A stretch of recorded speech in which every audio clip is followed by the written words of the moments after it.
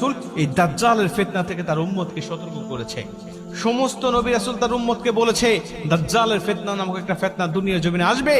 এত বড় ফিতনা দুনিয়ার জমিনে আর কখনো মানুষ দেখতে পাবে না। এত বড় ফিতনা মানুষগুলোকে বেঈমান বানিয়ে ফেলবে মুহূর্তের মধ্যেই। আল্লাহ তাকে কিছু অলৌকিক ক্ষমতা দিবেন, আল্লাহ পাক তাকে কিছু অলৌকিক ক্ষমতা দিবেন ঈমানদারদেরকে যাচাই করার জন্য।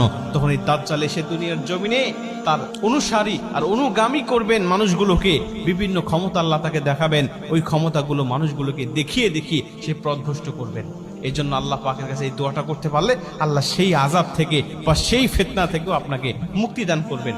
দোয়াটা ছোট্ট দোয়া আমি আপনাদেরকে বলি, সেটা হলো আল্লাহুম্মা ইন্নী আউযু বিকা মিন আযাবিল কবর, আল্লাহুম্মা ইন্নী আউযু বিকা মিন আযাবি জাহান্নাম, আল্লাহুম্মা ইন্নী আউযু বিকা মিনাল মাহইয়া ওয়া মামাত, আল্লাহুম্মা ইন্নী আউযু বিকা মিন ফিতনাতি মাসিহিদ দাজ্জাল।